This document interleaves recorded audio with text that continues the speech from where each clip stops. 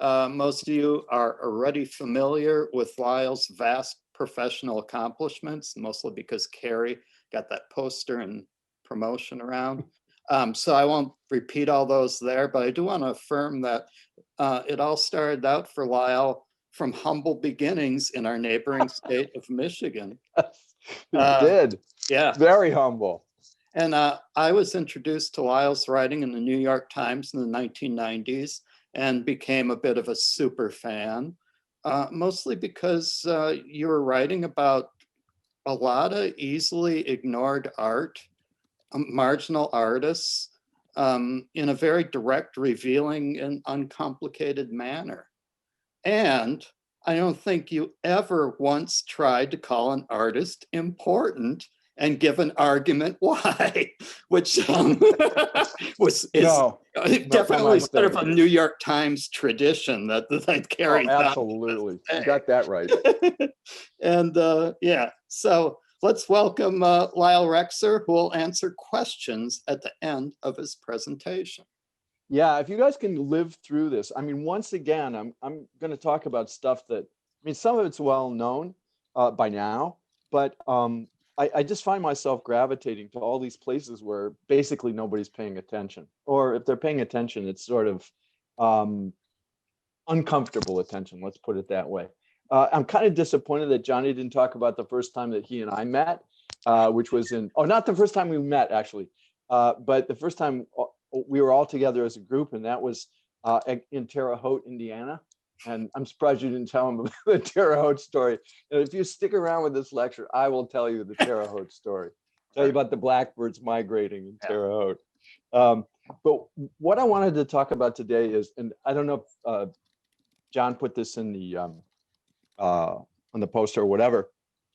I want to talk about something I've been thinking about for a long time, and I continue to think about it because it just keeps expanding. And that's, I want to talk about bad pictures of bad subjects. And yeah, I'm just going to put up some pictures. I'm going to talk through them. This might take a while. If you guys get bored, or you can raise your hand and just say, like, I'm done with this. Can we move on? Or if you have questions, you can either put them in the chat, or I'm happy if you guys want to interrupt. I know that you're all muted now, but you don't have to stay that way. And if you want to just jump in, that's fine too. Anyway, I'm going to share my screen, and then I want to talk a little more about all this. Let me see if I can get this up. I don't have any videos, so we don't have to worry about that. Ordinarily, I would like to put links in, but this is all still photography, so we're going to go that way. All right. Let's see here.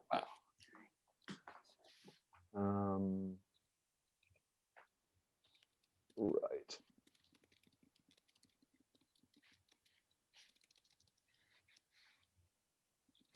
Actually, what you're going to get here is you're going to get a little history of kind of what's happened to me, at least in part, certainly since I started teaching, which was, gosh, it's a little scary to think about this, but now, because it seems like I just started, but it was probably around 12 or 13 years ago.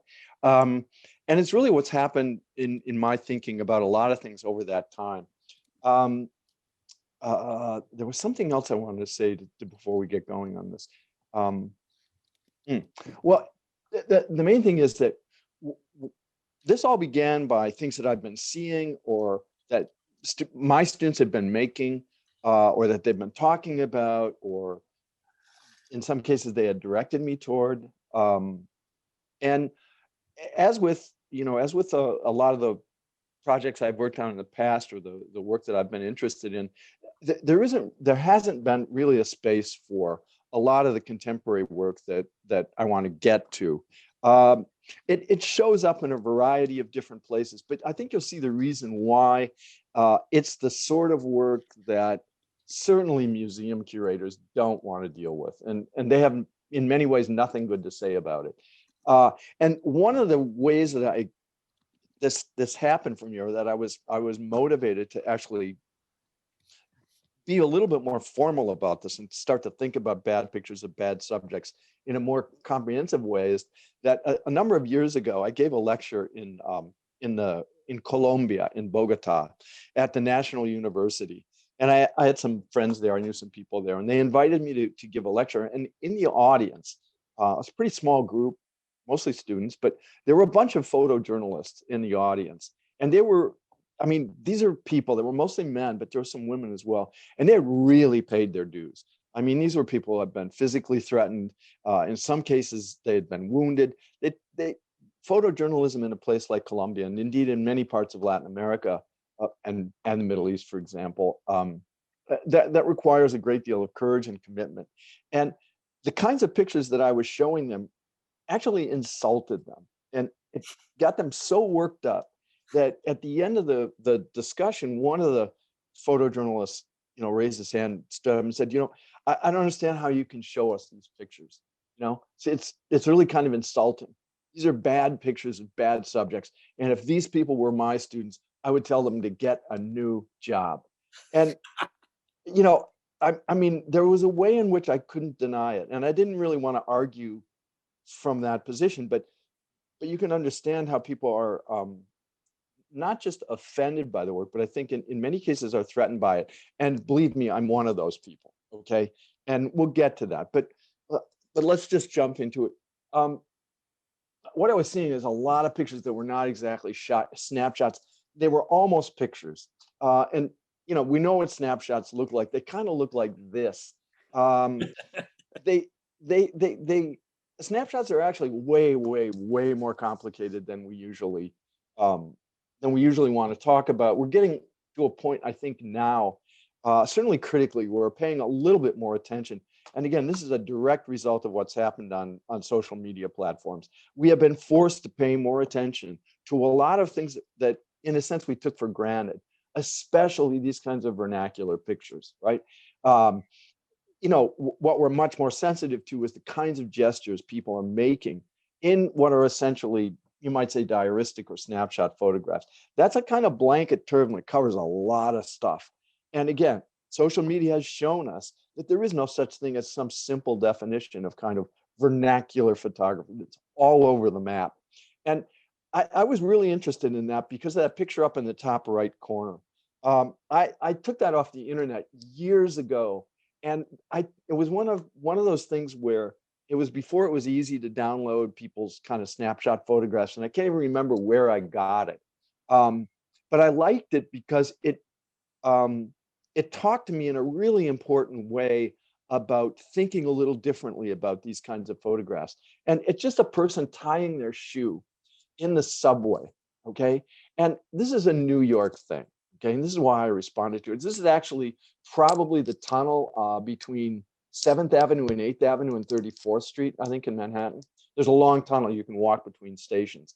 Um, and there's no benches. There's no place to sit in any of these tunnels because they don't want to encourage people to sit. They, that traffic needs to move.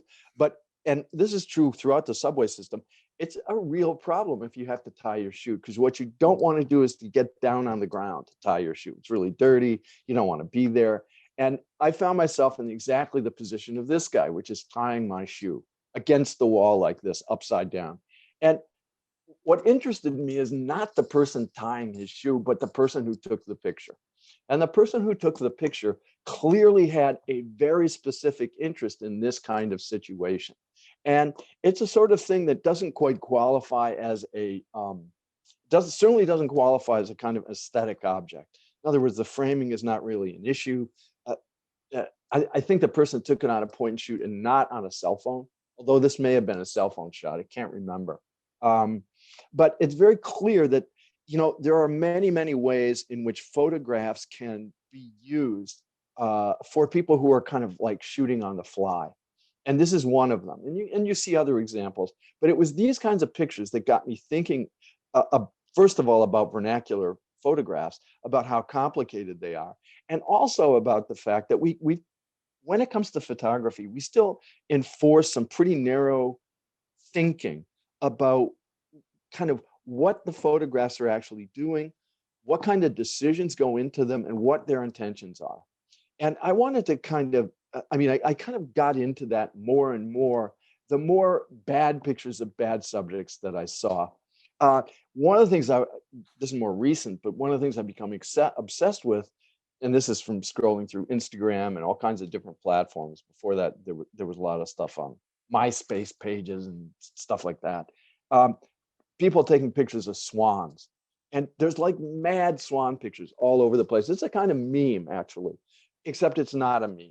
That is to say, people use it as a kind of occasion to do certain things with the photographs. And that's what I really liked about it. And of course, once I started to look for swan pictures, boom, they exploded. And this was taken by a student of mine. And this is very clearly a little more conscious and a little more self-conscious, but it's operating in you might say in the genre of the cliche. It's fully aware of the fact that swans are kind of a cliche. They're stand-in for beautiful, for the natural world, for all kinds of almost like romantic tropes, if you will. And the person who made this picture is fully aware of that, knows kind of what they mean. But the other thing about it was that when this picture was actually displayed outside the outside digital space, it was done as a print that was about 5 or 6 feet tall, and that really changed the game on this. So there's a lot of ways in which even the most cliched photographs, we can't really tell what we're looking at unless we know kind of what its iterations are. So there's a lot of different complexities about any of these images. If we want to think about intention, if we want to think about certainly how people would react to this, and we'll see some more examples of that where as things get a little more self-conscious among photographers who are aware of these kind of, you might say, cliched images, they do become concerned about exactly what the output is going to be like and how that will change the game in terms of how we evaluate a picture like this. This was actually an incredibly stunning print. I couldn't believe it when I saw it. And then my other students were responding to the pictures that they were seeing, and they're taking more swan pictures. And it was like there was just an explosion of this. And then people started to send me swan pictures. The one at the bottom is one of my favorites. And this was done by Corey Arnold, who's a photographer out on the West Coast. He's really cool. He's like a documentary photographer. And he got so sick of seeing swans on the internet that he did this picture, which is, what's it called? Swans Are Evil. That was the post on his Instagram feed. Anyway, and I've got more of these. I'm not going to bore you with it. But I was also seeing pictures like this. Right? This is done by a guy named Sebastiano Arpaia. And it's a picture of a pile of dirt. Okay, it's upstate in New York State someplace. And it was part of a bunch of pictures he took when he was just traveling around in upstate New York. And it would be silly and kind of beside the point to parse a picture like this where you spend hours talking about what it means and all that. It doesn't mean anything. But it's very characteristic of a lot of the pictures that I was seeing being exchanged and being made by people who, at least in my experience, the ones that I knew, and I didn't know all of them, but I knew a bunch of the people who were making pictures like this. They were really smart people and younger, kind of you guys' age, right? In their late teens, early 20s. And they were thinking about what their cameras, and they didn't really care what kind of camera they used. I mean, in a way they did, but it didn't really matter at any given time whether they were shooting a 2.25 with film or whether they were shooting a cheap point and shoot or whether they were shooting the phone camera. I mean, it's very common, obviously, for photographers of this generation to go back and forth. I should say, as I watched a lot of them work, it became obviously much more specific about which thing they wanted to use. But when they're traveling or when they're out, they'll kind of tend to shoot with whatever they've got. And that interested me too. That was very interesting. Got me thinking about maybe how we had to think a little bit more carefully about some of the earlier photographers that we think we know really well, like people like Ansel Adams, for example. Not Adams, but somebody like, oh, I'm blanking here. No, Adams is not a bad example, but some of the earlier photographers who would also go back and forth using a small camera like a 35, and then maybe shift and come back, rephotograph or photograph differently with, say, a 4x5 camera. We're going to see some other examples of that. that have, I think, enormous impact on younger photographers doing stuff like this. And I was seeing goofy signage. This is by Oliver Lott, who started his own gallery, actually. And and this was, again, we could talk a lot about signage in photography, which is a tremendously important, let's call it a sub theme, of certainly of American photographers, but that's true absolutely in Europe, Japan. Uh, Language in the photographs is really important. This is exactly the opposite of that. This is kind of stupid language, or goofing on the notion of a sign, and on the notion of letters themselves. And then there was my favorite trope, things stuck in fences. And we're going to have a chance to talk a little more, maybe in excruciating detail, because I just wrote a story about this, actually, about stuff stuck in fences, especially cups. Um, and I thought I was the only person interested in this. It turns out there's somebody else who's very interested in this phenomenon. One of these pictures was the one on the left, which is clearly what's happened is there used to be a tree here, and it grew around the fence, or grew through and into the fence, and then it had to be cut away. This was taken by a woman in the school, in the graduate school in Finland, where I was doing like a visiting gig at the Alvar Aalto University, and she showed me her portfolio, and it was really finished. I can't describe it any other way. And then it had this picture of like this thing stuck in a fence, and I said, you know, there's a lot of stuff stuck in fences out there. And she goes, yeah, I know, I see it all over the place, but I like this one best. And this was sent to me by somebody, you know, somebody I know who's a media person, that sent me the cup stuck in the fences. And then I was seeing a lot of what I would call goofy portraits. That is, portraits that are deliberately, what's the word? Deliberately unambitious. They're not snapshots, they're not formal portraits, but they exist in this very odd territory where it's almost as if the ambitions of portraiture, and that's worth thinking about too, obviously, in photography. The ambitions of the portrait taker have been scaled way back, but they're still there. There's a search for something that's much more elusive and much more temporary, I would say, and yet kind of in the context of a more formal portrait. And again, all these topics require more discussion, and I think a renewed attention to the history of photography itself, to rethink what we think we know about a lot of this work. And other portraits like this. This is done by a woman named Molly Madelon, who is just, she's totally wonderful. She's kind of revising the fashion world. I just saw a video she made for a bathing suit company that was just, it was so fresh. It was just amazing. And it had people like of all different sizes. And you know, the bathing suits weren't meant to look like it turned them into like sex objects or whatever. They were just, anyway. Molly's she's turned into a wonderful photographer, and she did this whole series about her mom, and particularly when her mom got plastic surgery. And there's a lot of pictures that look like these odd snapshots of her mom that aren't. Clearly, they're not done kind of with a point and shoot. This is actually done with a digital camera, more serious, I think, a 35, and they were an excuse to make pictures about South Florida. And so you realize that this whole experience of shooting a portrait of this person, who she knows, it's obviously her mother, is really about something much bigger. And yet the frame in which it's done and the way in which it's presented to us is way scaled back. So you need a bunch of other pictures around this to kind of get the idea that and a lot of those are like weird detailed pictures of like artificial grass and, I don't know, you know, the edge of a fence in a planned community in Florida, to get the sense of what these things are really all about is something that it's kind of an American phenomenon that's all these things are closely related. The stuff in her mother's wardrobe. So I was really interested in another kind of documentary project that I was seeing develop that I just really liked the feel of. And then there was animals are back in photography. They've been away forever. And we could talk a lot about why there are no animals in photography. And by that, I mean specifically in art photography, right?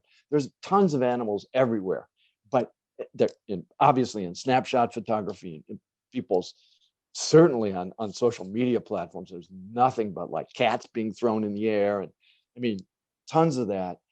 But in the art world, there isn't any. And the few exceptions, and we could go into this in more detail, but the few exceptions, everyone from William Wegman to, you know, various other people like,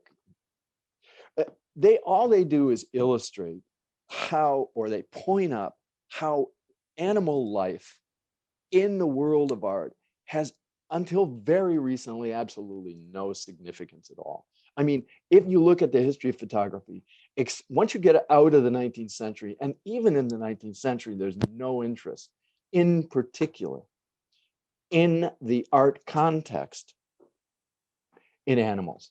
But now there is. And they show up sort of as a joke, but not at all as a joke. Companion animals are really important. This is one from a series, and the series is called Deep Jokes, and I love that title because it sums up so well what's going on in a lot of the photographs that I'm seeing that I was responding to. Lots of things that look light or not trivial, but they look light or they look like temporary, have some other things going on behind them that are not easy even for the photographers to articulate, and certainly not critics, not at all. I mean, this is the kind of stuff that does not show up in museum shows because partly because so much of it kind of traffics in cliches. It's right on that border. And then again, portraits. This is one of my favorites. Something is almost happening in this portrait, but it isn't. Okay, so what I got thinking about, of course, was like, do these pictures actually have a history? And of course, that's a rhetorical question. Yeah, they do have a history. And I wanted to excavate that a little bit. And this is, let's call this pre-bad antecedents to this. And many of these pictures are going to be quite familiar to you. So, but in the context of, you know, contemporary social media and the kinds of pictures that, you know, my documentary friends were so offended by, I think we have to give these another look. And certainly we have, I mean, I may be preaching to the choir on this, and it's probably true. But we do have to rethink exactly kind of what our photographic values are in some cases. So if you want a bad picture of a bad subject, here you go. You can start here. And this is a picture by Fox Talbot. It looks like the famous picture by De Gear of the famous daguerreotype of the man having his shoes shined and everything on the street disappears because because the emulsions were really slow and it required a long exposure. Same thing's happening here. This is a salt print, and salt print's not relevant, but it's made from a paper negative, and that required a long exposure to get this street view that Fox Talbot made. And here's what he says about it. Okay, this is from the Pencil of Nature in 1844, and I don't want to read the whole thing because I hate reading stuff on PowerPoints. It's like, you know, whatever. But by the roadside, a row of citadines and cabriolets are waiting. Single carriage stands at a distance a long way to the right. He's just describing what's in the picture, right? Whole forest of chimneys borders the horizon. 4, the instrument chronicles whatever it sees, certainly would delineate a chimney pot or a chimney sweeper with the same impartiality as it would the Apollo Belvedere, which is a famous sculpture. So really, in a nutshell, what Fox Talbot is telling us is he's telling us about the strength of photography and its limitation as an art medium. But maybe its limitation as an art medium is actually its real strength. And that is, it is completely democratic in the sense that it is available for any use you wish to make of it. And that by implication, there is no privileged subject for a camera. We can make subjects that we think are more privileged. That is, we can identify ideas, subjects, people, situations that we think have more value But the camera doesn't know any of that. The camera doesn't care about any of that. And it's not actually functioning for that. It is there to record, as he says, whatever it sees. And in the situation of the documentarian, for example, that's something that turns out to be both a curse and an advantage. That is, you have to control what's in the frame, because you might say that the photograph is ontologically generous. That is, it will give you more than you ever want, unless you can figure out a way to screen out the noise. And that's not an easy thing to do, right? And so what I'm interested in is people who grow up in an environment in which noise is what photography is. We're going to get to that. But I went back to this. And again, I think this is an important point to make, especially to people who are students. And I had to learn this too. So it's not like I knew this, but that is that everything you see now, whatever it is, whatever, every photograph you see, or whatever thing that puzzles you, or whatever you like, on some level should send you back. If you care at all about photography or photographs or any of that stuff, it will send you back through the history of photography to get you to rethink whatever it is you thought you knew about the medium. At least that's what it should do. And it's certainly what it's done for me. It's made me flip my historical frame 180 degrees, where I used to think that you could understand the present by studying the past. Now I think you understand the past by studying the present. This is a pretty good example. So there's a lot of people who, in a sense, took Fox Talbot at his word. And I'm not going to go through that 150 years of photo history of bad pictures of bad subjects. But there's a way in which, in photography, every picture is a bad picture of a bad subject, potentially. And in the 1960s and 70s, there were any number of photographers who felt that that truth about photography had been masked.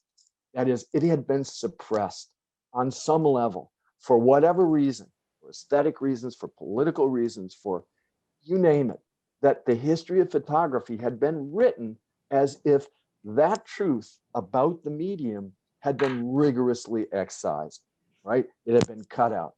And instead, we had this idea that there were certain subjects and certain ways of doing things that made works of art in photography. And of course, you have a generation coming along in the 60s that are raised on those kinds of ideas, but they see around them a world that does not accord with that, right? And they respond to that world and the things in it that are their world by taking pictures of them. This is a picture by Stephen Shore. And Stephen Shore is one of those people who I mentioned earlier. Walker Evans is probably the most famous, who started out shooting with a small camera and then went back and thought through what he actually wanted to do and revised his process and became someone who shot not only with a 4x5, but with an 8x10 camera as well, and changed the game. But this is from his early road pictures, where he's taking pictures like of coffee cups on a Formica tabletop with like in a little puddle of water. You know, I mean, this is originally the bad picture of a bad subject. What does it mean?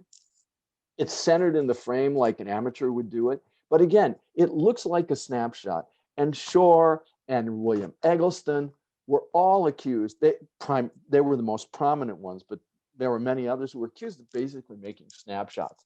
But if we go back and look at snapshots, we recognize immediately that the kinds of personal pictures that most people would take, they would not take these pictures.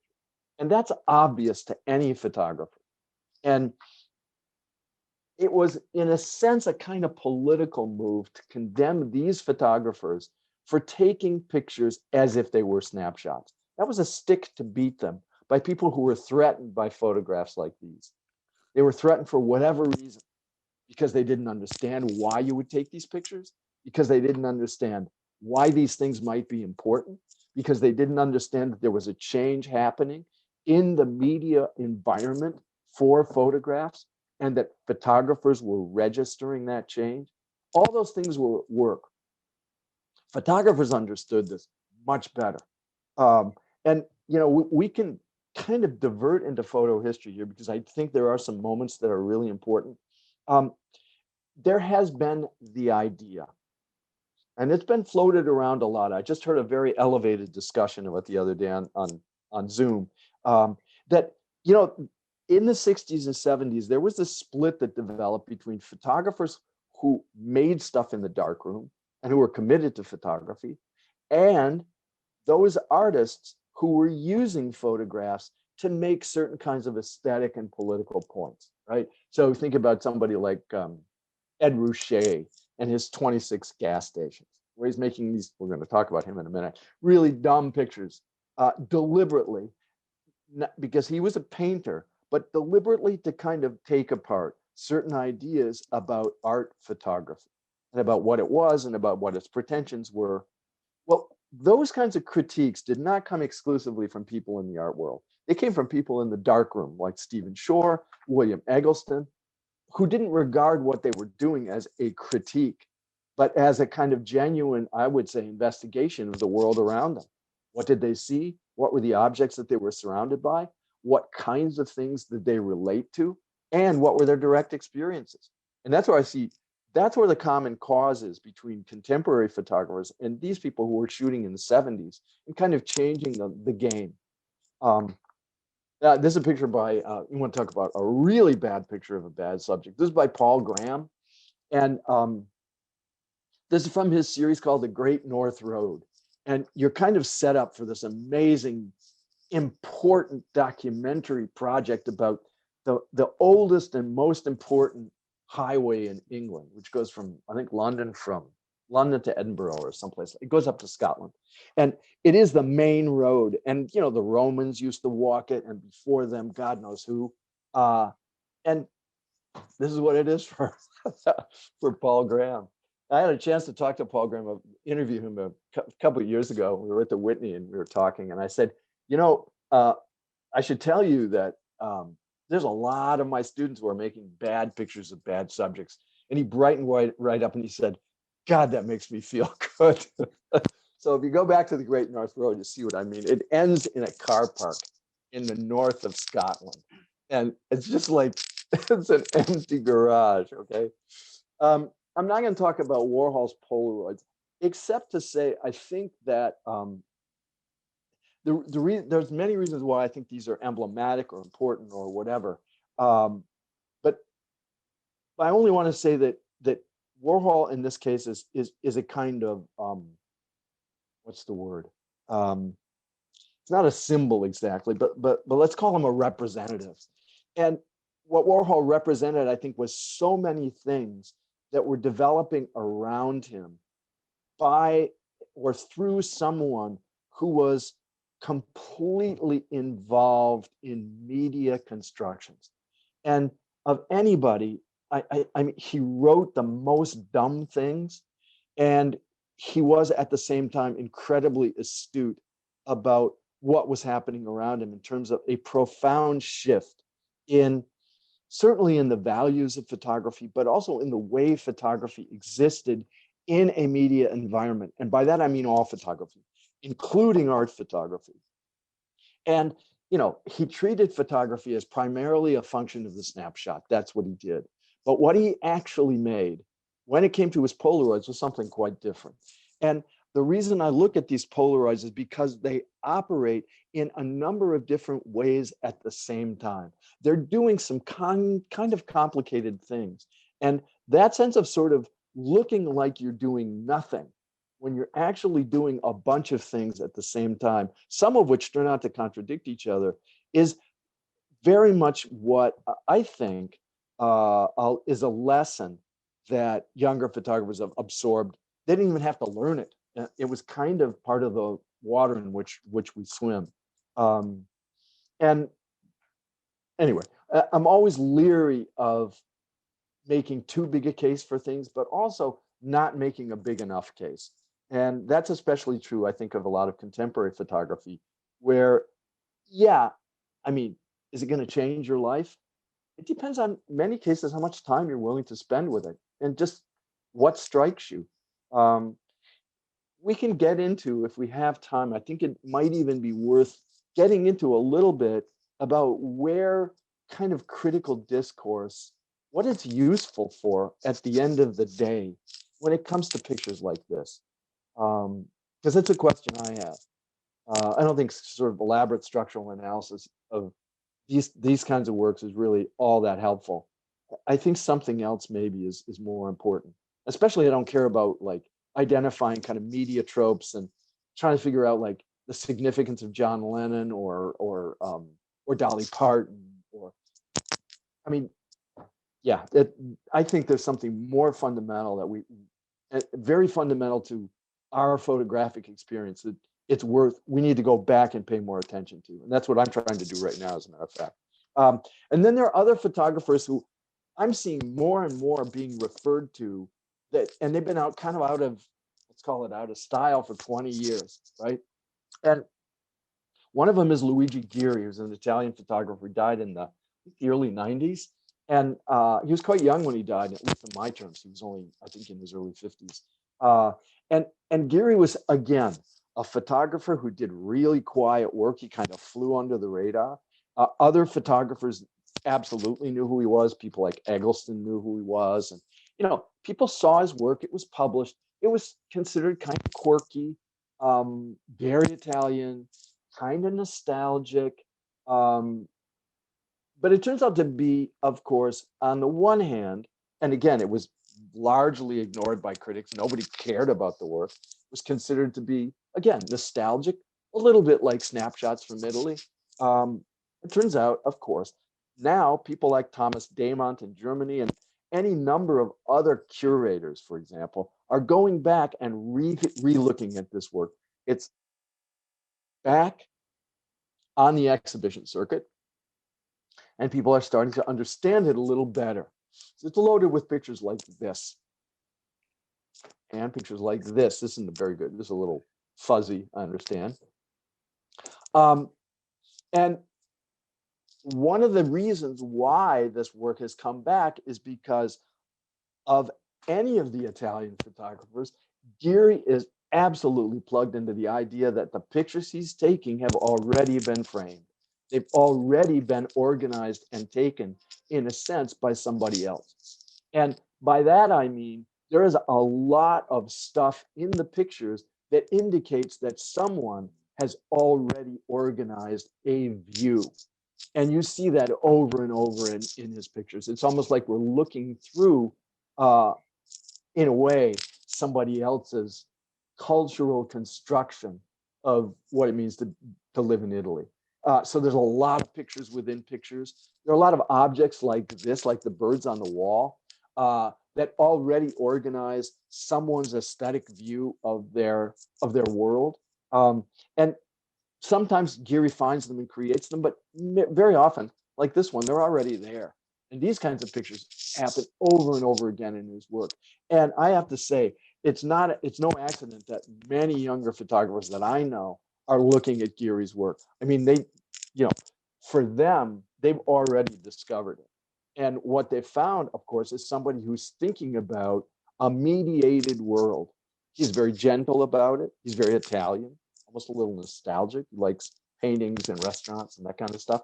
But that talks to students who grow up in a world, or younger photographers who've grown up in a world in which they're surrounded and inundated with pictures constantly, right? That's the world in which they swim, other people's pictures.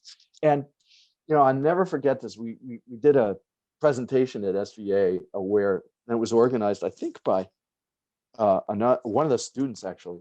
It was a great panel discussion where she put a bunch of faculty up on the stage and had us all talking about, and there was a lot of moaning and groaning about the fact that, I don't know, somebody had some statistic like, oh, there's 12 billion pictures posted every day to social media platforms around the world. Some incredible number, right? And, and there's a lot of hand-wringing about this, right? You have people of a certain age, like me, right? And they're up on stage and they're going, oh my God, how can this be? We're just overwhelmed, blah, blah, blah, blah. It's kind of a Susan Sontag thing, basically. If you've read On Photography, you get the whole rap, which is photography is a distancing medium. It puts you at some remove from reality, and it's bad for you. Meanwhile, I have one of the students stood up, raised her hand and said, you guys are up there. You're talking about a tsunami like it's a bad thing, okay? So that got me thinking. I was like, yeah, I mean, if you learn how to swim in it, it's not a bad thing. It just is what it is. And it's one of the reasons why Gear is so familiar to them. Uh, oh, there it is. You say tsunami, like it's a bad thing. Um, and what Gear is after, I think, is a kind of experience of photographic presentation. That's, again, it's really subtle. And sometimes the magic works and sometimes it doesn't. Sometimes you just get a picture of a blob, right? Like a pile of dirt. And sometimes that pile of dirt can talk to you. In the end, what we're able to know, describe, and represent is but through a small crack in the surface of things. I'm not sure what Geary means there, but I think I know the feeling he's after. And that comes through in his pictures very well. And again, it comes from being very sensitive to a world that's created around you that's already being imaged, whether you don't think that they're photographs of it or not. People are already thinking about their own snapshots. They're already decorating their own walls. They're already putting up posters in bars. And somebody who I happened to see in Spain, I'd never seen all his work gathered in one place, all the black and white work. And I saw a lot of it in a show in Spain. This was a few years ago. This is Bernard Plosu. These could be the worst pictures of the worst subjects ever. Okay. And I just got a book of his work and I'm looking through it. And, I looked through this whole book, and he was somebody who's much older. And I have to say that after this book, and most of it's documentary work, it's like out of focus, people walking by the sea, and it's all very moody. As much as I really like the pictures, I could never make a case for them. In other words, it was very difficult for me to understand why that photographer and not others. And it would be hard for me to justify, as it is for a lot of the photographs that I show you, why you must see these pictures, as opposed to a zillion other pictures you might look at. All I can say is that when these pictures come to your attention,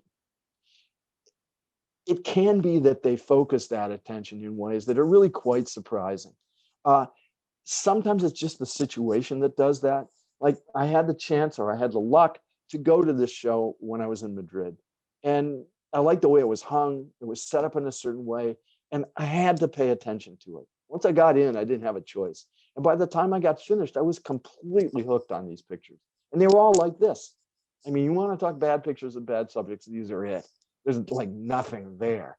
It's like a lump of rock. So that kind of situation in which you encounter the pictures is super important. And to me, it has ramifications for all kinds of things, like how, if you're a photographer, how do you edit? And if you look at photographers' contact sheets in the past, it's pretty clear. You can take Diane Arbus, you can take Walker Evans, you can take Robert Frank was the best example, and you can literally follow the mentality of their editing process. That is, you can see what the pictures are that are good. You can see all the bracketing for exposure. You can see everything, and you will come to the same conclusions, probably because you know their work, that they did. You know, uh, for the most part, things get dicier, much dicier, when you have to deal with somebody like Gary Winogrand, for example, who didn't even bother to look where his camera was pointing. He just didn't bother. By the time he got into the mid to late 70s, he was not even looking at what he was shooting. And those pictures become much more enigmatic. And guess what? They depend entirely on you. Most of them you will see kind of nothing. Again, a moving camera. That's basically what you see. And every now and then something will jump out at you. Um, Curator's been trying to edit that stuff since he died in 1981. So it's not like it's a simple matter. But again, the context in which you see something can really influence kind of how you respond to it. And the editing process, I think, for the pictures that I've seen is really different because it keeps changing.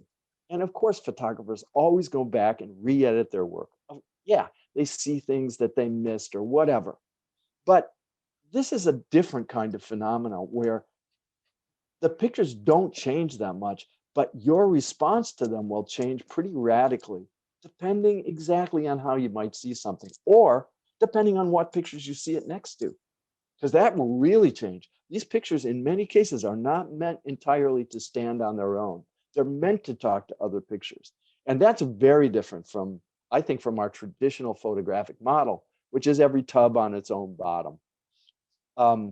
So that gets me to talking about the newly bad, which I've given you some examples of, but I wanted to go through. And by the way, that is, well, let me see what I've done here. Let me go back. There's a whole bunch of historical pictures I have not put in here. I mean, Ed Ruscha is not in here. Many of my favorite 70s photographers are not in here, but you kind of get the idea. So I didn't want to overburden you with just like a bunch of, you know, pictures of motel signage and swimming pools and all that incredible fodder for 1970s, mostly men, mostly males, mostly white middle-class males who took a photo course or went to school and then went out on the road and shot a lot of stuff traveling, right? And they literally gave us this kind of incredible view of a certain kind of America, right? At a certain historical moment. It was, you know, a time when, you know, fast food restaurants and kind of the homogenization of the country were kind of taking over from regional stuff, from the local. So their record, just on the most basic level, is really important. But I'm not going to go through all that.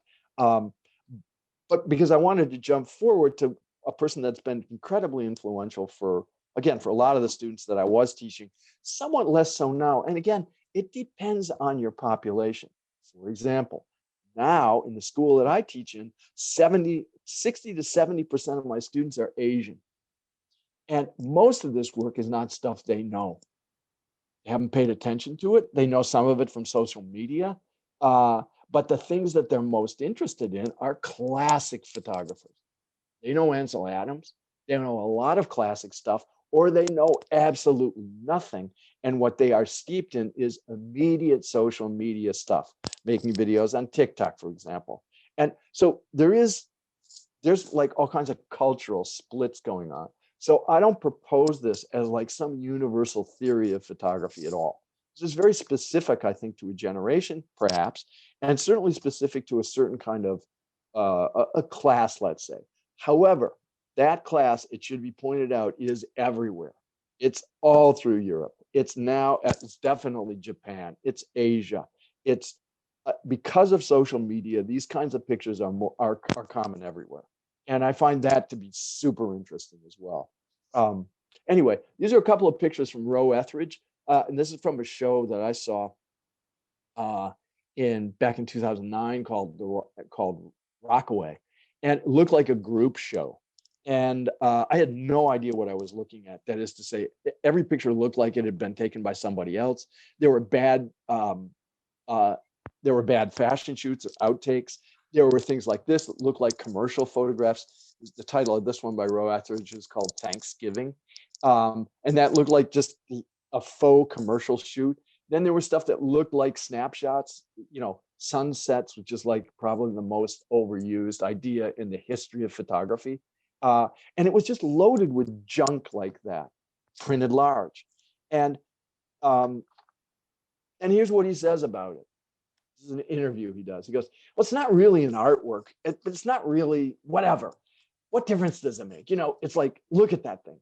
And if you want to dial back the ambitions for photographic practice, this is probably the most succinct expression of that I've ever seen. It's very Warholian, right?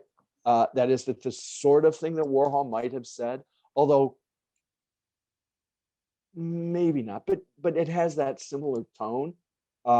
It's kind of deliberately dumbed down, and the photographs themselves are not dumb. They are, in many cases, they feel very calculated. If we go back, again, running through almost systematically a kind of examination of genres, of who's making the picture, of commercial activity in photography, of particular subject matter. I don't have Roe Etheridge's sign picture in here. At least I don't think I do. No. I put it in. I don't know what happened to it.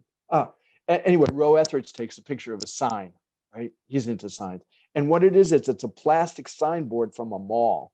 And it's one of those signboards that you've all seen where like all the names of the businesses look the same.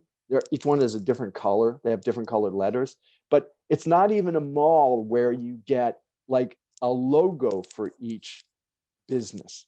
Not even that. It's even more generic than that. That kind of idea of the generic aspect of photography is very much what he made explicit. And let's face it, a lot of people have picked up on this. I started to see, I do see a lot of pictures of things like this. Just, it's a rock, or it's actually two rocks. And yeah, two rocks. I actually never noticed that it's really two rocks that kind of parallel each other. This is, again, this is a Polaroid that was made by again, former student of mine. And so all this is in my head and I'm going, I really don't understand what's going on here. And then my life was complicated by this. And this is a series that was done by Thomas Damont, the German photographer. And Damont he's younger than I am, but he's of a certain age. And he doesn't take these pictures, okay? It's not his thing. But, and I should give you maybe a little bit of background. You probably know this, but I'll explain anyway. Damont's method, his approach has been, he was trained as he was trained as a sculptor, is to take a photograph, usually something that's kind of iconic or well known, like I don't know, the Oval Office, or one of my favorites, which was the nuclear reactor at Fukushima in Japan, right, when it melted down. And to take a picture like that, usually a news photograph, and then to build a model of it in paper, which is what he was really good at. And he built like not a full scale, but let's say half scale. I don't know exactly. Sometimes 3/4. So a fairly good size. And he's got a team to do this. And you build it out of paper. So and you try to approximate the photograph as much as possible, but it lacks the kind of particular details that a photograph would have, right? Or that reality would have. So it's sort of abstracted.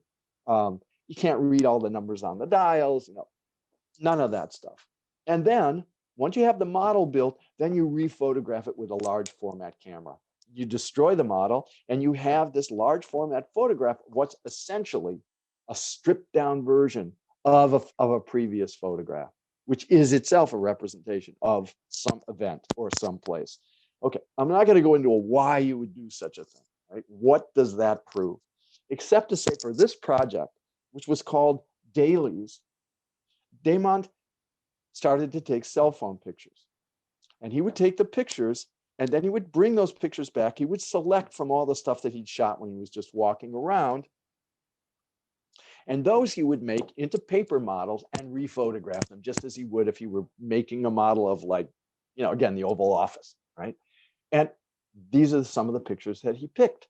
And I saw the pictures of the two cups stuck in the fence and I said, okay, this guy and many other people are on the same wavelength. And I want to know what he's thinking about. Okay. And again, cigarette butts in the tray, they're all sticking up like, I don't know what, are they gravestones? Are they, I don't know. Why take a picture like this? Why take a picture of two cups stuck in the fence? Okay. So I wrote to him. I did an interview with him. I think I wrote about these pictures, actually, now that I think about it. And I wrote him, I said, like, okay, I have a couple of questions. One of my questions is, why are we taking these pictures? Like, well, first I asked him, when you take these pictures, are you copying other people's pictures that you've seen?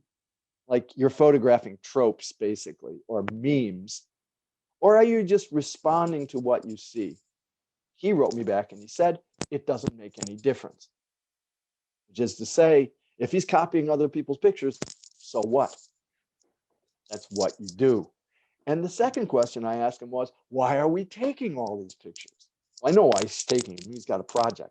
But why are we, in general, taking pictures like this? And not a few, but a lot. thousands of pictures of swans, lots of pictures of cups stuck in fences, essentially the same picture over and over again, right?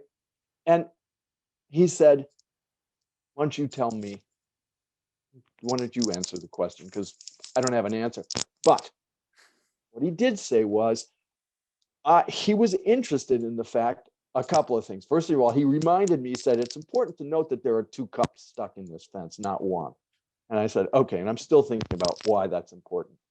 And the second thing he said was, what I'm interested in is the way in which people are photographing as opposed to the way they used to photograph. And by that he meant, he said, it's more like today, the photographs he's seen are photographs that are taken as if someone has come upon a thing or a scene, rather than that they are actually framing the scene. In other words, they've found something. And that something really is, I think, what he was saying about what it was that is the reason why these pictures are taken. Okay. So I want to table that. But I do think that first of all, that idea that it doesn't really matter where the pictures come from. That is to say, he doesn't really care whether they're original or not. As a matter of fact, quite the opposite. It's more important that they not be original. That has nothing to do with anything. It's only important that you took them. And of course, that comes out of a universe in which, let's face it, the pictures are being primarily made to be shared. They are not made to, I mean, they do communicate a certain kind of, I don't know, originality is the wrong word, but let's say that the photographer's got some sort of priority. And people are looking to often to establish themselves or their point of view by posting their work, right? There's a lot of art making going on out there for sure, no question. But there's something, even more obviously more communal about this, in the sense that these pictures are being trafficked and they are being used by other people. And those pictures are being used by people to make other versions of those pictures. And again, the pictures don't exist as independent entities. They're meant to exist in connection with other pictures, sometimes made by the same person, sometimes made by other people. And there is a kind of ongoing quality to all these things. Pictures appear and disappear. The archive is vast, but because the archive is so vast, you have no idea what's in it and what will remain there. Things come and go constantly. And when they're out of your sight, they're out of your mind. They don't stay there. There's no means to, in a sense, to preserve them, except in books. And we could divagate here and talk a little bit about publishing, because that's changed a lot as well. More and more people are thinking about their own photographs as things that should be in books. And I'm not talking about people who go to school, people who are raised on photo books and think about photographs as communicating through a book. I'm thinking about ordinary people who take their trip to Stockholm and say, you know what, I'm going to do a blurb book about that. Well, why? It has something to do with the fact that we don't have slides and prints anymore. Anyway, we'll talk about that too. And display has really changed a lot, and I'm intrigued by that. The photographs do not demand the same kind of previous models of photographic display. I don't have a picture of Wolfgang Tillman's of his displays. They've obviously been very influential in breaking up the idea of a really static and sequential display of photographs, kind of things that curators like to do, and replacing it with something that's much more open-ended, much more flexible, that changes from exhibition to exhibition, that organizes the work, regroups it so that it's never stable. He was obviously tremendously important for that. And there have been any number of other photographers who've kind of been thinking about that. There are photographers in Japan, for example, who are very important in that regard. But the mainstreaming of that idea has really got a different shape.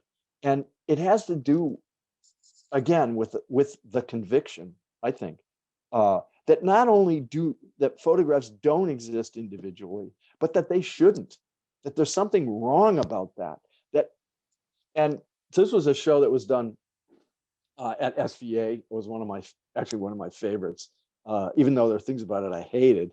And it was 2 or 3 photographers. You could not tell them apart. It was literally impossible to tell who was who. Uh, Operating in this kind of and they weren't a collective. There were 3 individual photographers who said, let's do this show together. And they kind of mixed and matched stuff. And so they got to play with their own pictures. They got to play with other pictures in the show. So some are pinned up, some are pasted to the wall, some are done with frames, some not, some at different heights.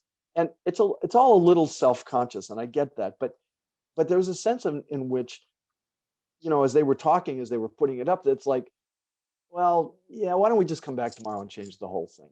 And after that, it was like, well, why don't we just like wait 3 months? We'll just do it again, and we'll get rid of all the pictures and we'll start over again. And it's not that they were casual about it. It's just that the pictures kept rearranging themselves in terms of like what the relationships were. And I was really interested to watch that process. I have to say, I loved it. It was really funny. It was, I don't know, it was just a kind of joy to be a part of that, as opposed to like stuff that I've curated, where I've done shows.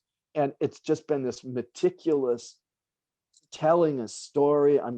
First, this is going to do this, and then it's going to link to that, and it's across the totally different. And then there were objects, stuff with broken glass in the frame, and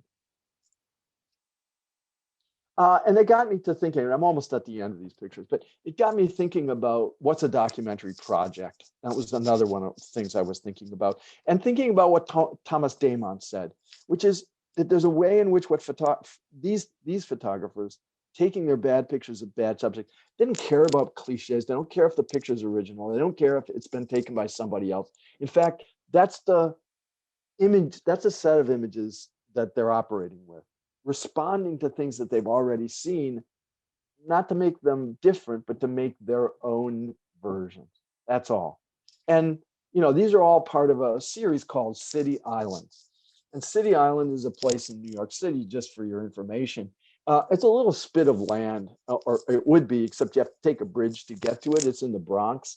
And it's a place where time literally feels like it stopped in 1955. And if you go there, it's really quite magical. It's all little streets and little houses. And it's super nautical. Like there's a lot of fish restaurants with lobsters on the outside and stuff. You feel like you can't tell where you are. It definitely doesn't feel like New York. And it definitely doesn't it feels more like, in a weird way, like someplace in New England, but it isn't, clearly. And, and well, I'm not being very articulate about this, but there's a quality that is really, really ineffable about this place. And, people have photographed there a lot, and there's a lot of pictures you can take that are, that will tell people what the place is. They will convey things like, yes, it's old fashioned, and yes, it's beautiful, and it's by the water, and it's a little run down.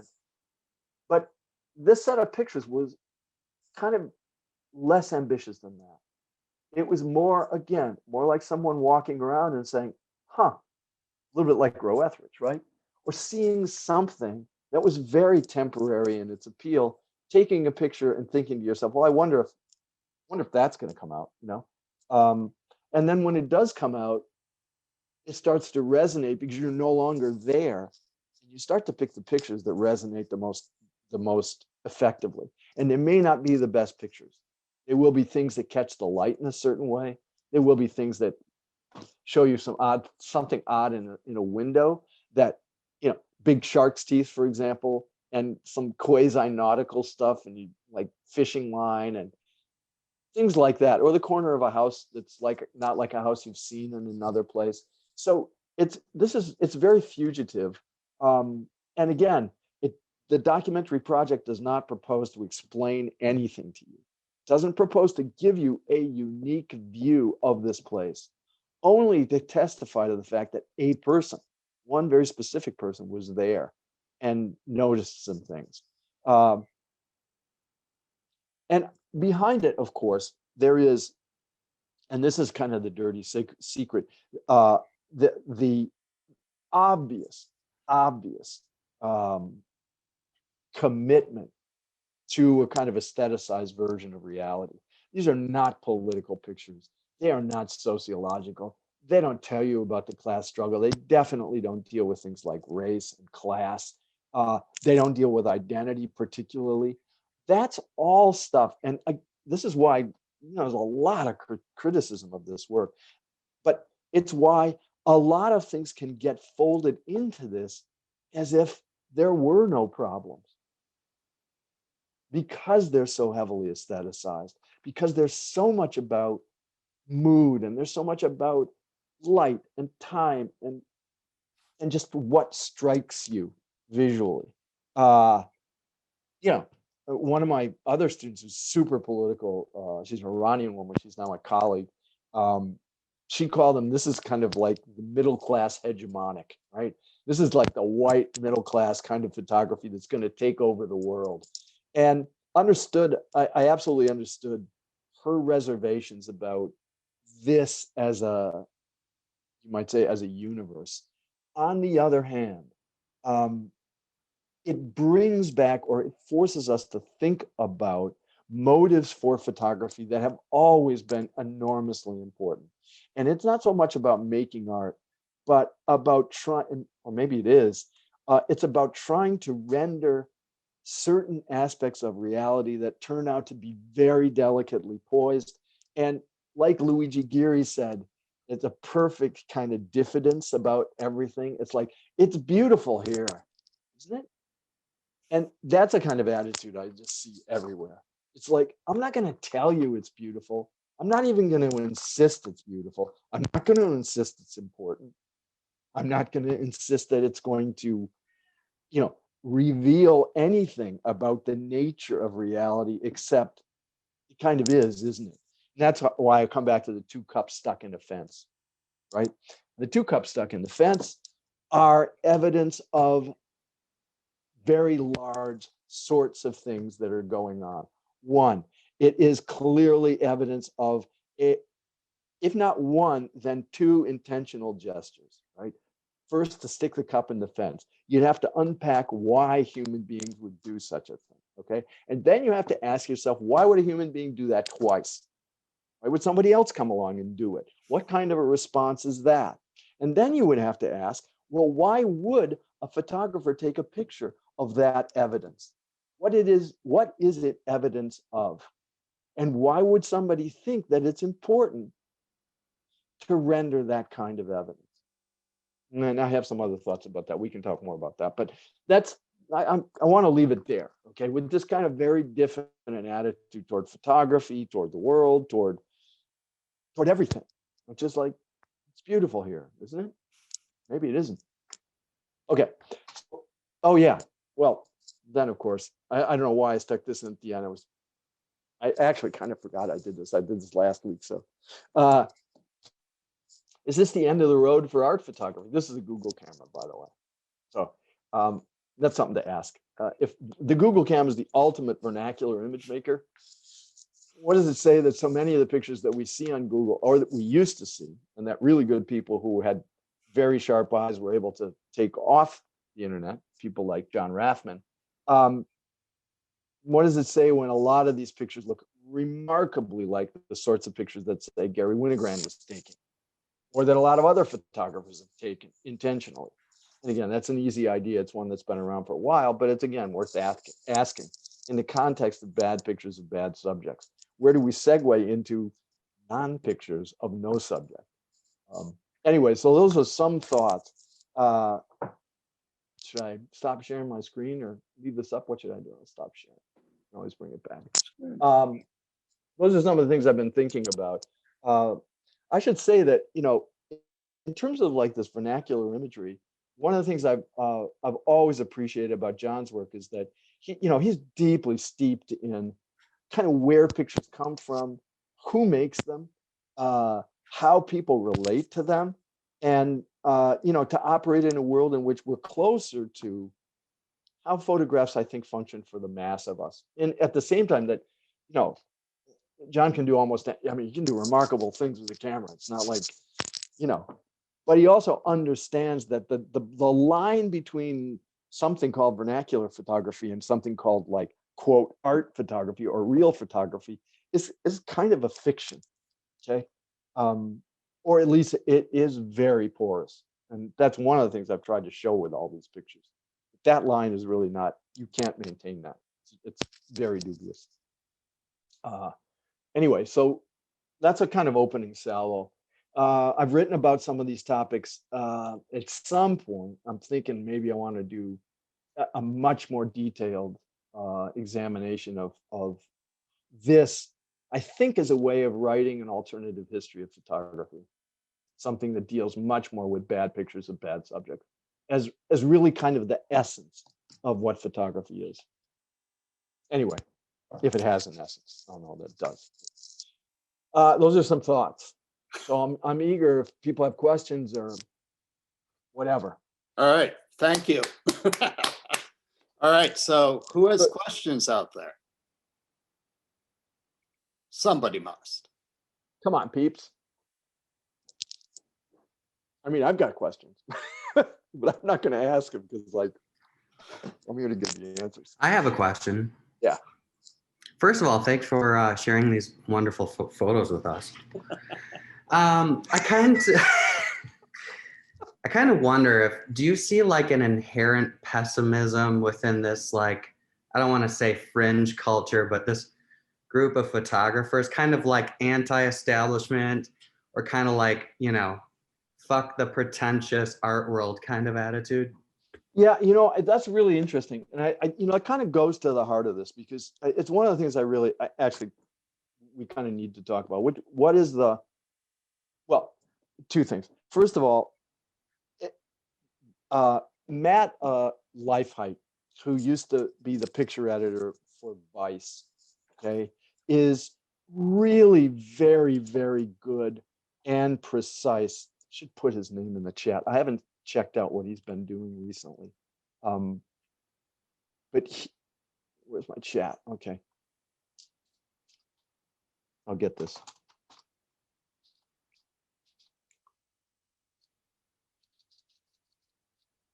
I think I got this right. And again, he's the former picture editor at Vice, I believe.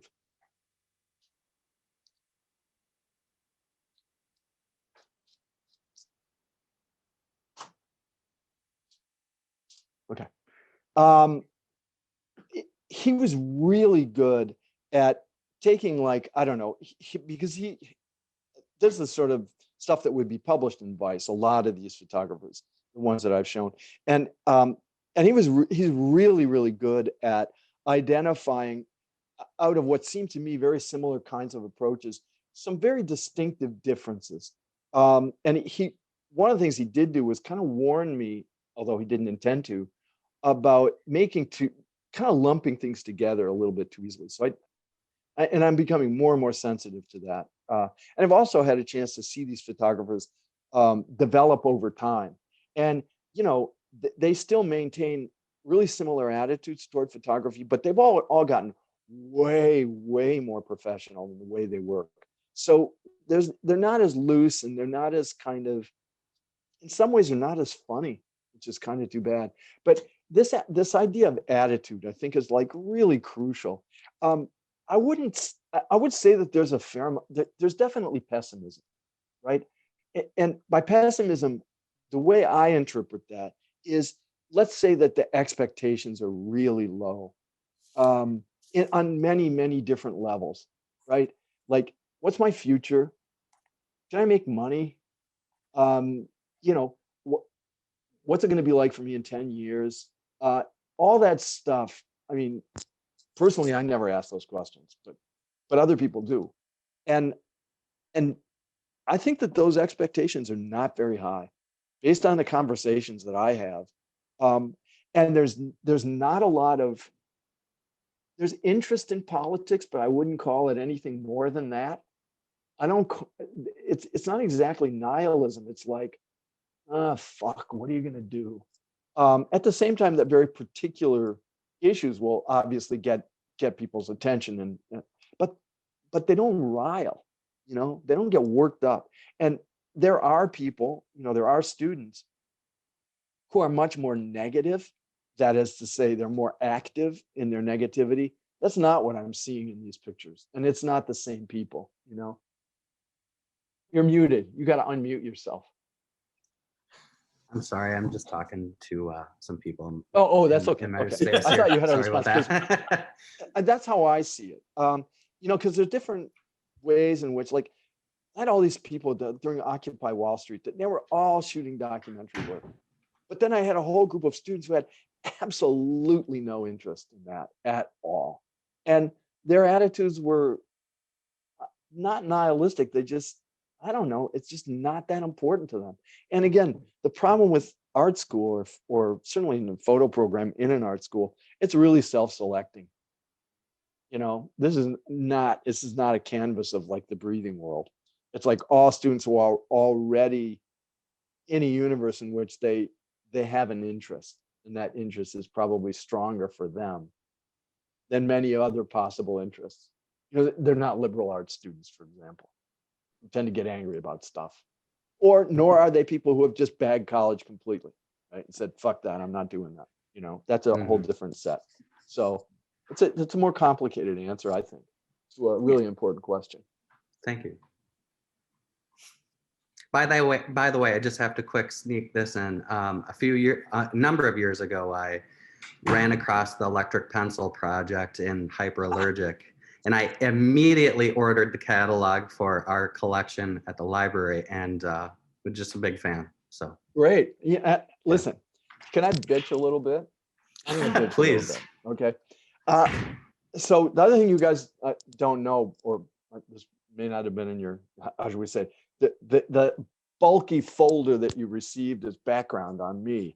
But I've written a lot about outsider art, and it's one of also the places where I kind of make contact with John, because because of his interest in the vernacular, the local, the quirky, the untrained, all those people who are making stuff and doing stuff outside the sanctions of an art world. But so the people on the Electric Pencil Project contacted me really early because they'd read stuff I'd written. I wrote a book called How to Look at Outsider Art, for example.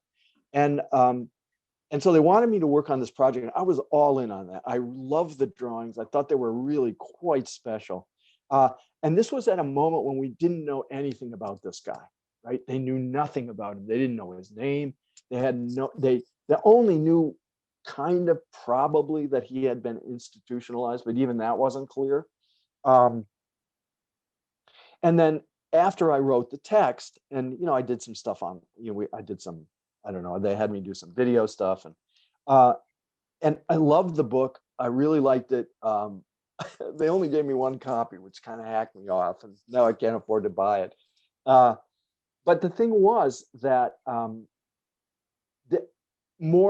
they got more and more information because the relatives of the artist came forward.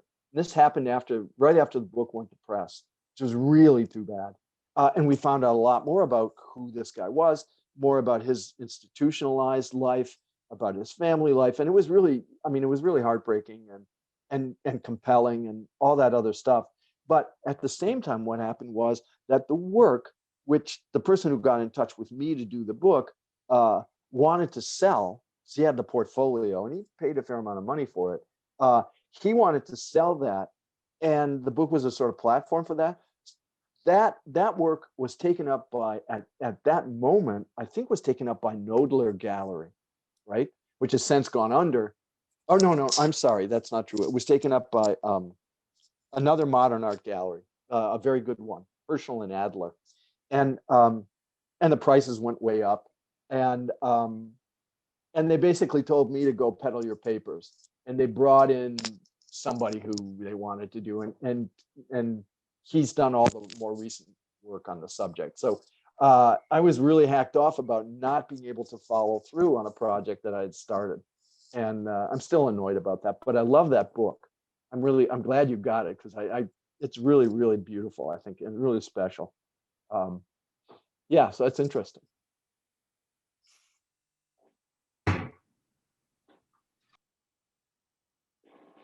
Any other questions here? Yes. Forgive me if you already mentioned, but I'm just wondering what your thoughts are on Roland Barthes and this interpretation of Death of the Author, because I felt like you touched on this a little in the concepts you brought up today. Yeah, I was going to put a slide in here, and I thought, it was going to take us into territory that was a little bit maybe too kind of elaborate. And it was right when I was looking at the Warhol stuff, and that is, I have a whole bunch of pictures where I talk about, again, Warhol's a symbol, right? I'm using him as a kind of a prop, and it's kind of before and after Warhol, and that before and after charts really the total shift in a set of terms. So what I've got is I've got two columns of words, okay, and one set is, and they're used to describe art and photography. Some of them relate specifically to photography. And one set is as an old set of terms that were fairly common to use, like up to the 60s, up to the mid 60s, sort of pre-Warhol. Even though those terms were already under, you might say, under criticism or under attack or questionable, shall we say.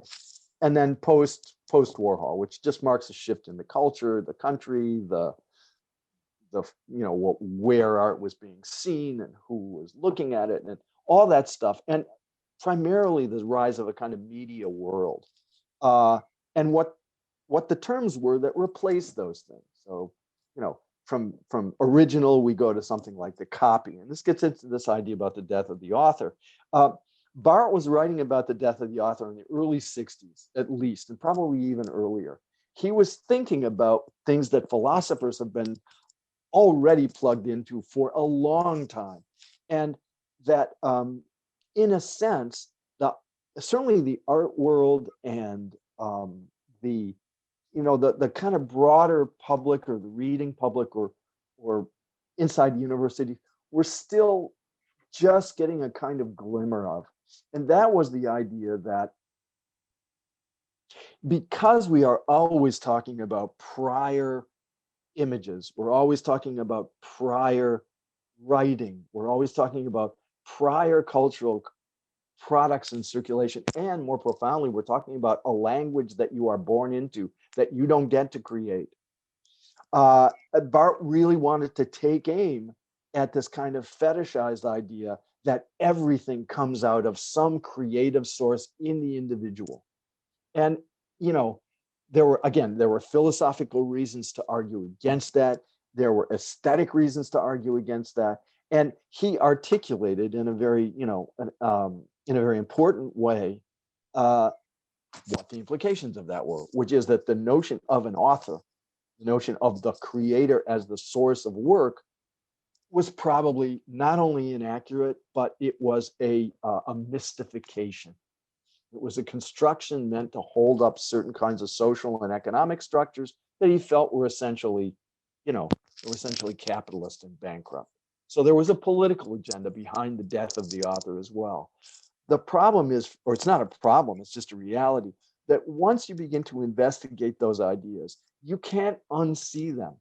You can't go back and pretend that he never said it, or that you don't know it, and that the truth of what he wrote is not true. I mean, photographically speaking, you're looking at pictures by people who are unburdened by the notion of originality or being an author. That said, everybody is an author. That is to say, everybody will make a commitment to whatever it is they're doing. Are they going to tell you that they're completely original and that they invented everything? Yeah, some people will. But in general, you can't unsee that kind of impression, that kind of idea, because it's simply true. Language is something that imposes a lot more than it allows you freedom for. You cannot think everything, and you cannot do everything at a given time. And I just have to do one thing quickly. Let me just check. I'm going to mute myself for 1 minute. I realize I have to send a text. Okay, hold on. All right, so I'm just going to talk during this, and I want to maybe get Lyle's ideas about Michael Lessie and Wisconsin Death Trip, and a whole movement that started in the 70s where people started looking at vernacular photography and making books out of other people's snapshots, which I think really kind of informs the movement that's happening here. And man, I'm back. I'm back. all right. Yeah. Okay, so And I was just talking about Michael Lessie and yeah, Wisconsin Death Trip, and like because it's my grandparents' world. I see that as just the crappiness of their lives and how they spoke of their early lives as kind of these bad experiences and stuff. And then you hear Michael Lessie talk about the book, and it's about this humanity and about how moving this is. And then you get this whole movement of people in the 70s looking at snapshots and always absolutely. historical. But then you had people like, there's this guy in Milwaukee, his name is Francis Ford. He worked at the Kmart photo counter, and he stole pictures that he thought were good. Like pictures of women's bruised thighs while they're sitting on a toilet, or I mean, that one's where did you see this? Where's this stuff? This is somebody I know very well. But anyway, so he stole all these photos when he worked at Kmart. And then he developed this personality named Frankie Delabou. And it's all real influenced by Wisconsin Death Trip and, that look at vernacular photography. Well, anyway, he, has a few connections. He really develops this character as a Shriner. He lives in this working class part of Milwaukee. But anyway, he gets a show at OK Harris of this work, of just the snapshots. Yeah. And Warhol comes to the opening, and it's this kind of big deal. And then, but he has everybody convinced that he took the pictures. And then all of a sudden it's like, wow, these are stolen. There's copyright infringement. This show just got totally shut down immediately. Oh, so that came out. Yeah. Oh, that's a catastrophe. I think there was a lot of people, kind of pushing this program. And oh my God, yes. I mean, think about it. That was kind of like the period when kind of appropriation, and I talk about Leslie a lot, that notion of kind of appropriating other people's pictures as sort of like, that was everywhere in the air. So it makes perfect sense, right? And that was, to go back to look at the history of this stuff. The idea of the death of the author. Here's something you guys should ponder. First of all, it's pretty obvious that notion, although not quite, but that notion's been around kind of since Duchamp's, obviously, his gesture of doing the toilet thing. Although he kind of recovered the idea of an artist by putting a name on the thing. So it's not like, nevertheless, the broader implications of that gesture, pretty clear, right? That first of all, that art is basically a kind of appropriation, right? And all you have to do is like shift things a little bit and you have a new object. So there's a lot of stuff buried there. It was almost as if the implications of that were simply ignored, except for movements like Dada, for example, which was a kind of anti-art.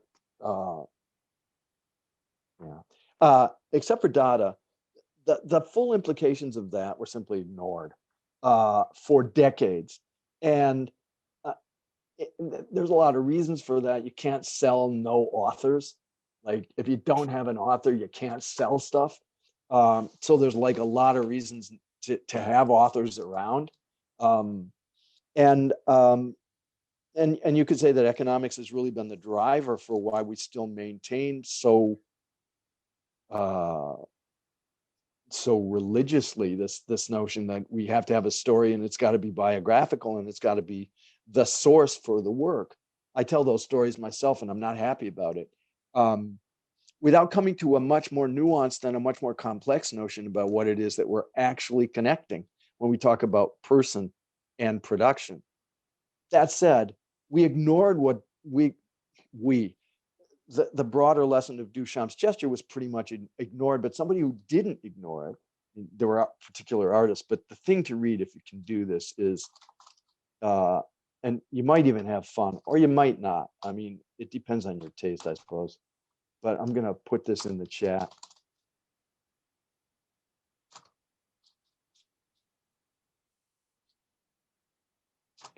And it just takes me a little while to get this up. Okay, it's called The Chronicles of Bustos Domecq, and it's by our ever popular Borges, the short story writer. And what Bustos Domecq is, it's just a chronicle of fake stuff. Okay, it's a chronicle of writers who plagiarize. It's a chronicle of like choreographers who don't have dancers. It's a chronicle of composers who only use silence. Okay, it's just like one non-art thing after another that the author, or the putative author, Bustos Domecq, who's kind of a moron, is continuously telling you is the greatest thing that's ever happened. This was written back in, I think, the 1940s. Okay, so Borges understood the lessons of Dada, and he understood certainly the implications of Duchamp's gesture. And he made a book about, like, what would, if we take this seriously, what would the implications be for all the other arts, for architecture, for, you know, for dance, for music, for you name it. And he just goes through them one by one and tells a different story about each one, which is kind of like the implosion or the disappearance of the actual material of the art itself. And so read it. It's a weird set of stories because the main character or the narrator is such a failed academic, and he's so posturing. It's a little hard to get through that part of it, but if you do, you begin to realize that, first of all, this book was 50 or 60 years ahead of its time. And second of all, he actually took Duchamp seriously. And he said, if this is true, which it of course is, what's our future look like? And now, of course, we have composers who use silence, people like John Cage. We have lots and lots of work in which you don't need dancers, right? That is the mainstreaming of vernacular gestures, right? In dance. That's what the 60s was all about. Then we also have, you know, we've got all this stuff. We have, of course, we have architects who never build anything, right? We got that. We have writers who simply plagiarize, or they borrow stuff and pastiche, put it together. So we've got all the things that, in a sense, were prophesied, kind of hovering around this idea of the death of the author. And what I love about the 60s, which is when these, or the 70s, when these stories were published in English, is that by that time, the lesson was clear that a generation that had moved past the kind of Mark Rothko, Willem de Kooning, and even had moved past people like Jasper Johns to a certain degree. At least in kind of Western art, they'd already kind of moved into this kind of neo-Dada phase where they already recognized that, you know, there was something about the whole proposition of making art that was really not tenable, that the kinds of stories that we tell around it are just really just fictions. So all that stuff was very much on the table in the 60s. And then, of course, you have to go through a period where you forget all that stuff because you can't sell that, you know? You can't sell that stuff. You need the old stories. And that's kind of where we are now. All right. This is a perfect ending. Yeah, perfect. Thank you so much. Yeah, no, it's a pleasure. And, you know, I'll tell you what I'll do. I'll send you this PowerPoint. It's got all the notes on it and stuff. And you can, if you want to distribute it, you can do it just so you can have the images to look at or ponder or whatever. So I'll send it along. I'll send it to John, and then you can do whatever you want with it. All right. We have a raised hand. We will address. Okay.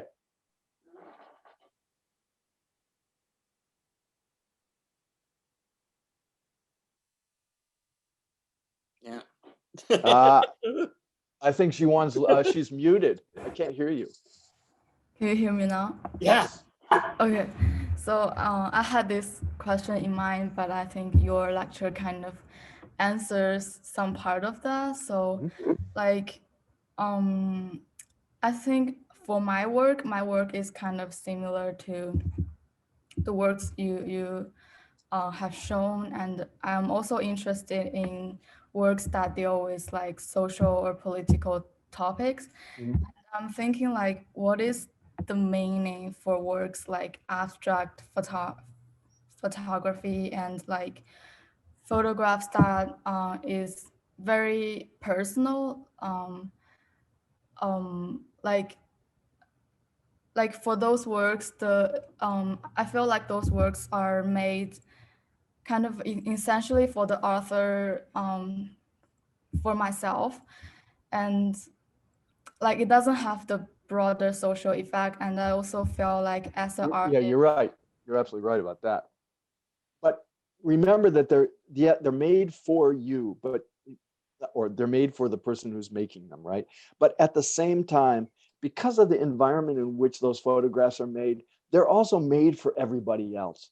That is, I make them because it's personal to me. I see something and I respond. I have something going on, but I share that photograph, and it's ultimately communicating to people who were, in a sense, part of the same world. What it doesn't do is propose to change that world at all, right?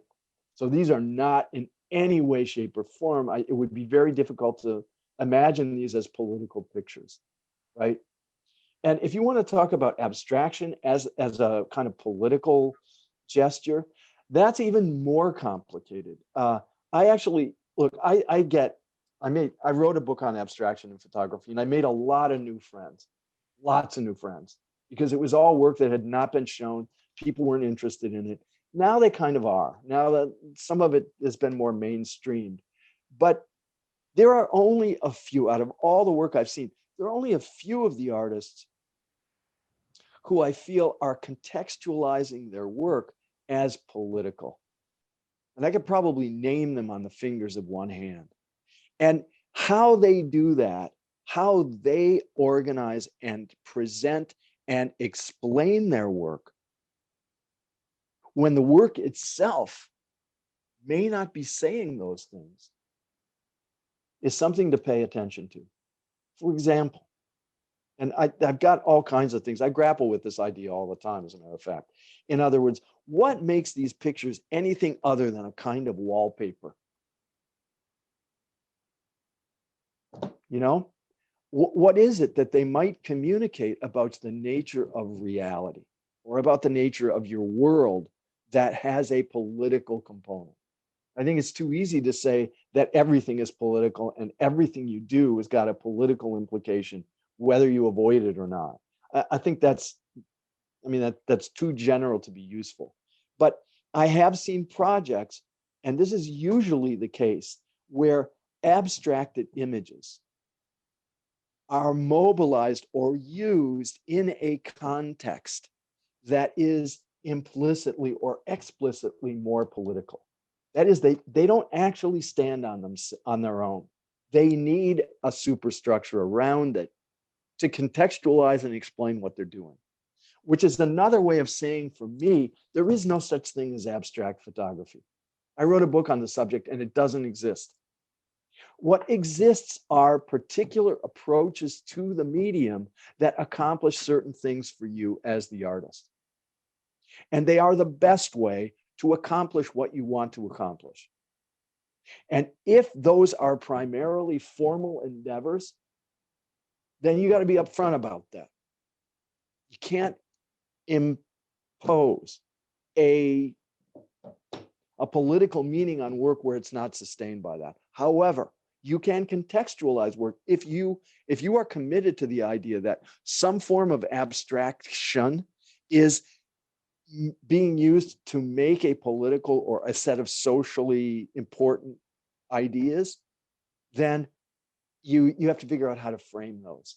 And I had this conversation on many occasions with photographers who show me things like, here's a series of pictures of Like I did these incredibly complicated cut paper things.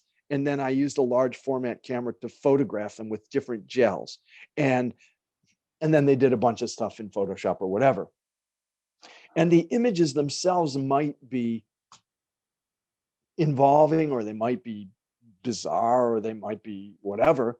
But there was a way in which they were simply what they were, and they had no, on the most basic sense, they had no meaning, right? They communicated nothing except their own visual interest. And if you're interested, then it's okay. But if you're not, they cannot communicate at all. And what I often ask the people who are doing it is like, what's your point? What are you attempting to accomplish? What's the work mean to you? And 9 times out of 10, they really did not have a good answer. I like doing it. It looks interesting. Okay, but in the universe of things that one might look at, if one has not made the work, then, there's a problem. It might not be compelling for others who in a sense don't share your particular fascination for making a thing out of cut paper. I'm not saying that photographs need a referential element, because they clearly don't, but it's worth paying attention to how abstraction is used by particular artists rather than thinking of making abstract work in and of itself. It may be, it may have something to do with the fact that you're exploring a particular relationship between painting and photography. That's fine. It may have something to do with the fact that you're really trying to work out some aspect of some perceptual challenges that you're really interested in, that photographic work, particularly things that don't represent, can propose. It may be that the medium itself is something that has resonance and you want to explore that. Like I know a couple of people who make abstract Polaroids. Those are really important. They have to do with the history of the medium, and you can really see in the work the kinds of things they're interested in. But in terms of social agendas or political agendas, usually the work needs a context. And that's true for every one of the photographers I'm thinking. It's true for people like Liz Duchenne. It's true for people like Walid Beshti. It's true for people like Trevor Paglen, who's used a lot of abstraction recently. But he's not an abstract photographer, and there's a way in which none of them are. What they are doing is using particular aspects of photography that are non-referential in work in order to accomplish some set of purposes, right? So I do think that these are really important things to work through in your own practice. Why am I doing this? What am I doing? How does it work? What is it communicating? Is this the way I want to work? Those kinds of examinations I think are tremendously important, because ultimately others will ask those questions. Thank you for your answer.